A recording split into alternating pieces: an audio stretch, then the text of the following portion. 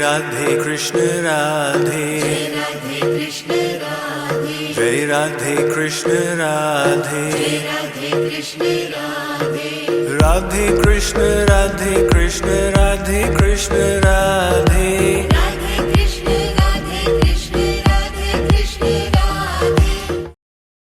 Sri Krishna says the souls of the world are struggling. And the whole struggle has started from the first point, forgetfulness of the self. 3 friends went to the Hilton at Manhattan in New York, and they decided to pay a little for the luxury and book the penthouse suite. And they went out for a little walk. And when they came back, they saw the board out there, lift not working today. They said, okay, never mind, let's walk up telling stories to each other. They were walking, one guy told his story of his marriage time, the other told the story of his children, and went on. And the third guy's turn came. He said, my story is the biggest tragedy. The key to the room, we have forgotten it below.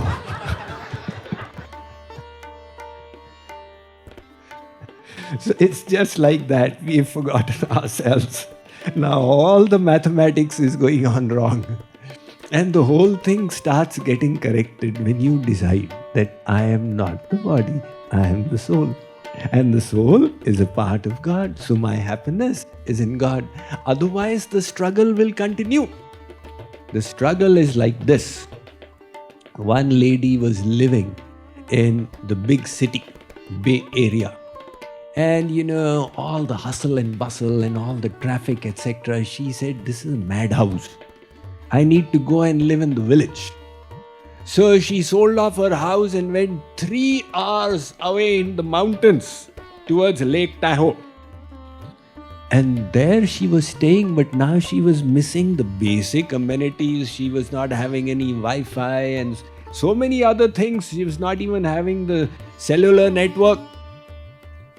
So she had gotten used to it. She said, this is also no fun. Why don't I move to middle-level town? So that may be then all right.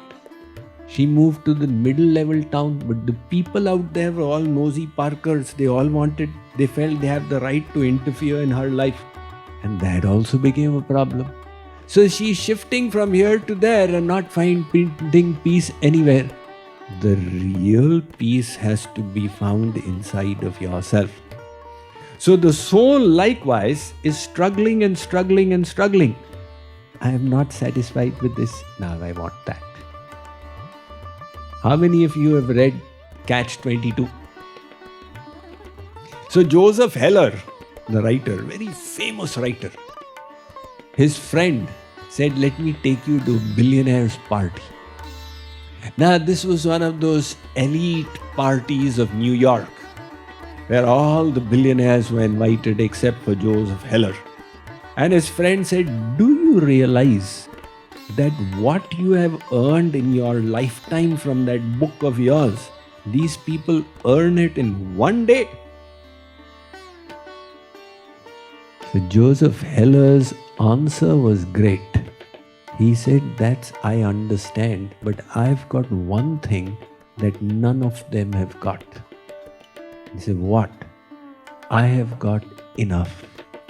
None of them have got enough. Santosh dhan, param dhan. The real wealth is the wealth of contentment. They don't have that. So the struggle is going on.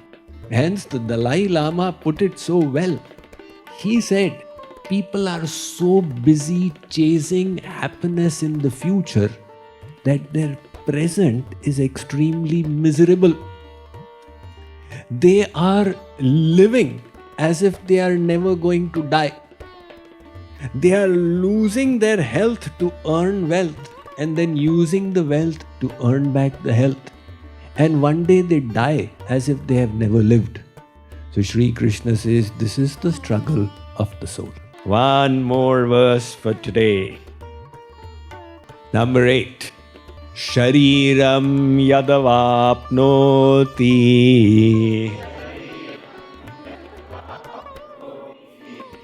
yachapyutkramatishvaraha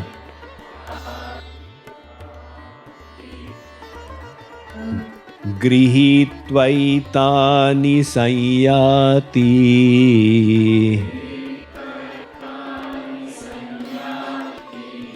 Vayur gandha nivashayat.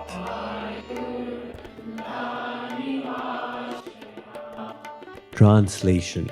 As the air carries fragrance from place to place, so does the embodied soul carry the mind and senses with it when it leaves an old body and enters the new one.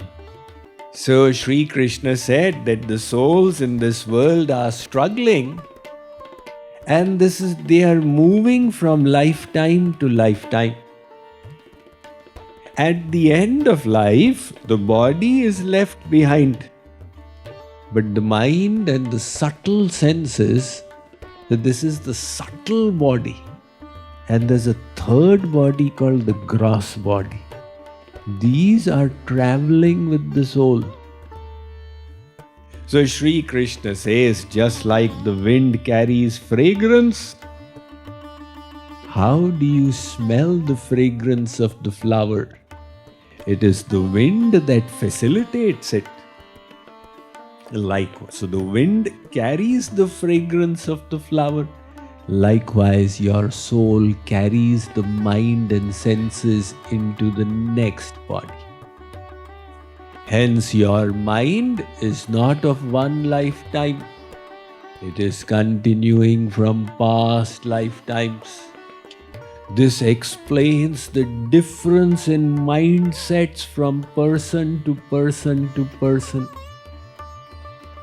Parapsychologists, because science has not mentioned rebirth anywhere, so the question in the minds of people is that is rebirth a fact or it is the imagination of people? And there is a field of psychology called parapsychology. Now, one parapsychologist in India, Dr. Pasricha, he did a study of almost 2,000 such instances, reported people who remembered their past life. And he published them in his book. I am just mentioning one of them. A lady called Manju Sharma, she was born in a village called Pasauli in Uttar Pradesh in 1969. And when she was 3 years old, she started saying that her home was in another village. And when she was a 9-year-old, she fell into the well and died. So the parents would be regaled by her descriptions of past life. But they did not want to encourage her too much. In case she remembers, it will hamper the quality of her present life. Until when she was a little girl, somebody had come to sell some things from a village called Chaumola, just 5 kilometers away. And she went running, "You are my uncle Babu Ram." He said, "How did you know?" She said, "I am the daughter of your brother Ladli Sharan."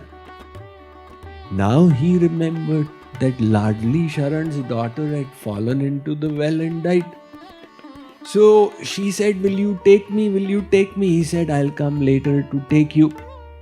He went and told that family, Ladli Sharan, the most eager was the mother. Her 9-year-old daughter called Krishna had fallen into the well and died. So she went first to check. And the questions she asked and the answers she got, she was convinced that this is my daughter. And then she came back. The next to go was the brother. Now this girl started insisting that I need to go there. So her present parents said that we will send provided your brother goes along with you. She went there, she stayed for a few days, and then she came back. So then, at the age of 18, she got married, and then slowly she started forgetting. But when, before her marriage, Dr. Prasricha came to study, and he verified 19 out of 23 points that he quizzed her about, that it was definitely a case of past life recollection. Now there have been many such instances in the Western culture, and one dramatic such instance is of Anne Frank. You may have heard of the Diary of Anne Frank. You know, when it was published, it became a worldwide bestseller.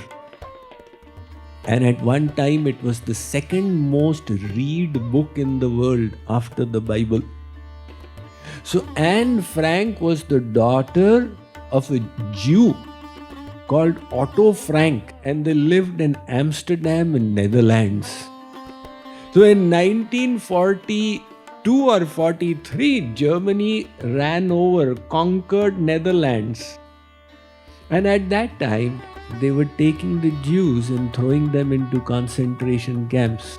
So Otto Frank and his family, including the daughter Anne Frank, they went and hid in the attic of a house with the help of their servants and employees. And they stayed there for 2 years. So for 2 years, hidden from society, they were living there. At that time, Anne Frank used to write her memoirs. Finally, the cat came out of the bag and soldiers came running. They grabbed the family. They threw them into the concentration camps. Anne Frank was sent to Auschwitz. And from there, she was sent to the Bergen-Belsen camp where she died.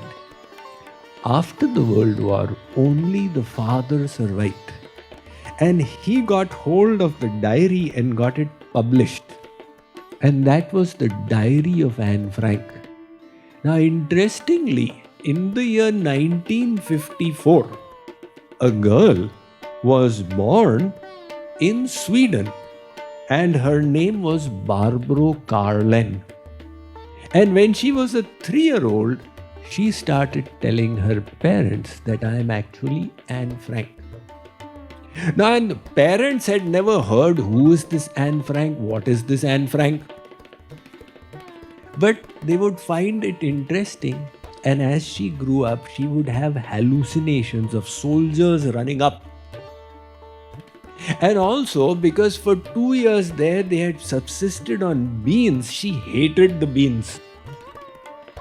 And she could never take a shower, she would only bathe. Because in those concentration camps, the Nazis would say, we are taking you for a shower, but it would be actually a gas poison. So all these images were there in her subconscious.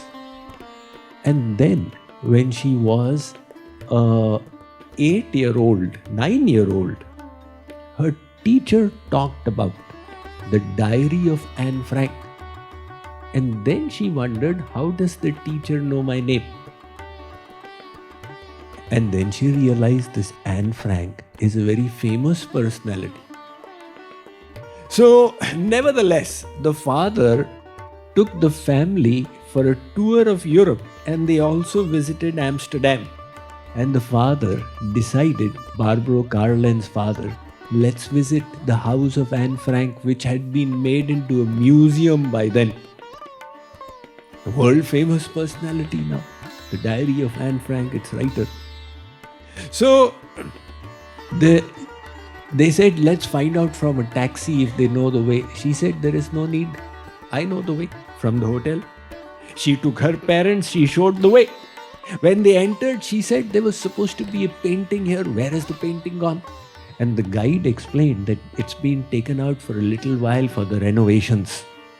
And she was able to describe the whole configuration.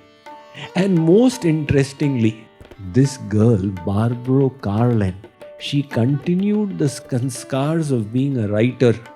And at the age of 11, one of her uncles saw her writing. And it got published and became an immediate bestseller in Sweden. And she has been the most successful writer in Sweden.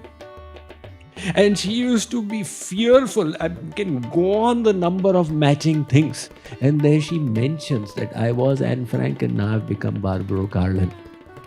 So this is a fact.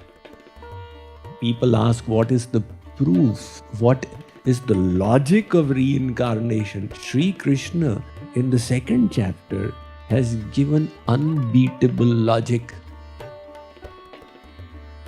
What is the logic of reincarnation? He says, Arjun, dehinosmin yatha dehe kaumaram yauvanam jara tatha dehantara praptir dhiras tatra namuhyati.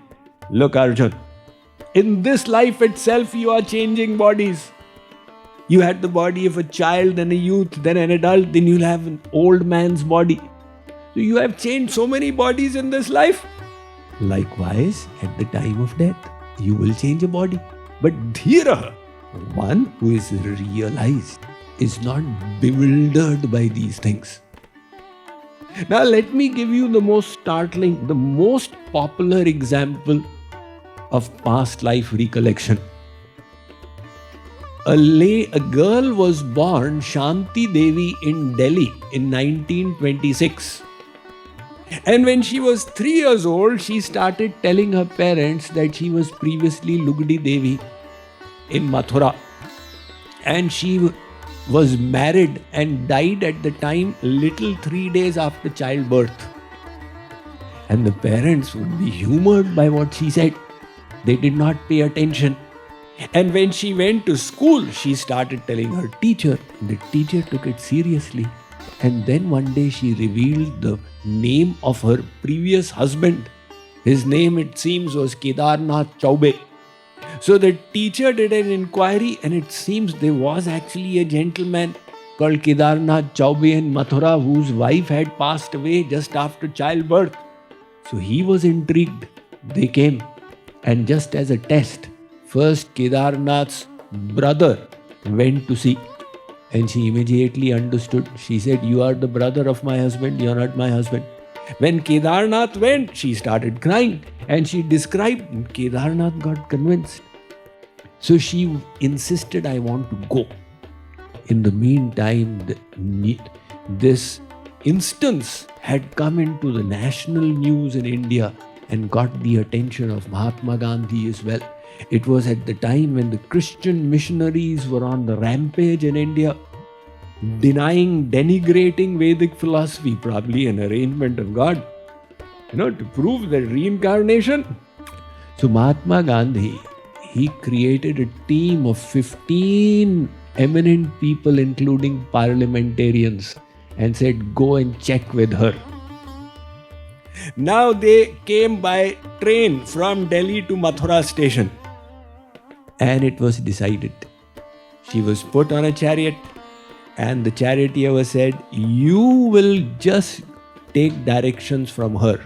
They asked her to show the way to the home. She kept on pointing the roads and kept on mentioning, this was not paved, it has gotten paved, this building is extra, etc. And when they reached, she saw the home. And she used to say, take me there, I had hidden some treasure there.